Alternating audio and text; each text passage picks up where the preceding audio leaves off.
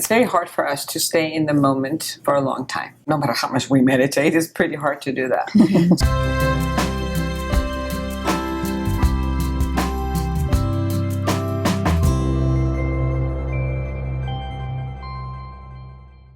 So why do we look back with such rose-colored glasses on the ones that got away? Is there anything we can do to have a more realistic outlook on our exes so that we're not stuck in the fantasy of who they were? That's a great question. One of the things that people ask me about sometimes when they come in is, how long is it going to take me to get over this person? I just had a horrible breakup. And one of the things I've noticed is it has something to do with how much you're holding on to the fantasy of what you wished could be or what you thought could be, rather than actually what happened.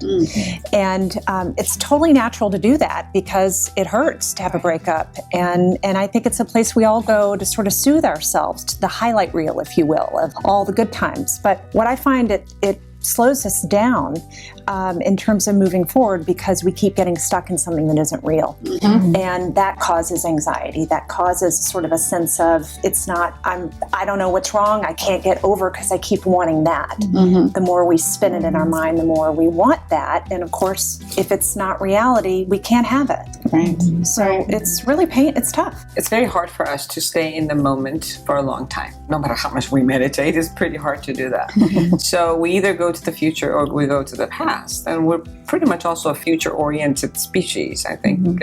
We probably may be the only ones who are live in the future. And I think that when we go to the future and create another fantasy for the future, because it doesn't exist, so we create a fantasy and then we go back because the only one we had, the last reference of maybe even our honeymoon stage, not the breakup stage, but the honeymoon stage resembles a bit of what we want in the future. So it's like that's our last reference, and then we keep going back to that. Just knowing that I'm using it as a symbol. So many times with clients, I look at it as, take the face of the person and the name of the person off of this. And let's look at the virtues and the values and the emotions that you really wanted from that new experience. And let's take that to another faceless future. Something that I hear a lot when they kind of go back to the past and talk about that one that got away, usually they really see themselves back in their relationships and they notice that they were holding back. They were not fully engaged and fully present in those relationships.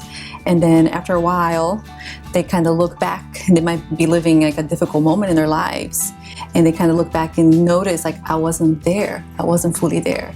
And I missed that opportunity. So when I come in and talk about these fantasies, I say, let's hang in there for a little bit, because I think there's a lot of things that are important for you to notice. And what they find out is that I was holding back.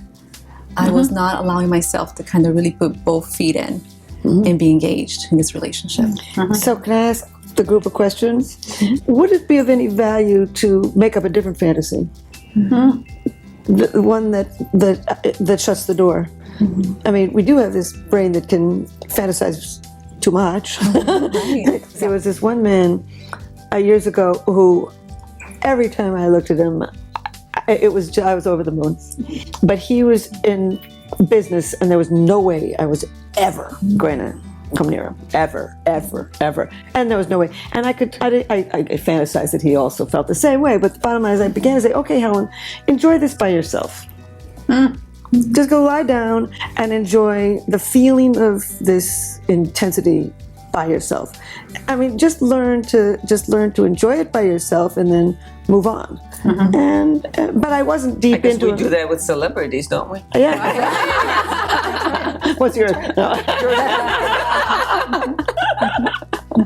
So sounds like it's totally normal to have a fantasy about the one that got away that is a little bit made up in your head. And if you're out there watching and having that struggle yourself, you need to find a way to close that narrative, get an ending to that story so that you can move on and get a reality check from someone in your life that you can really trust.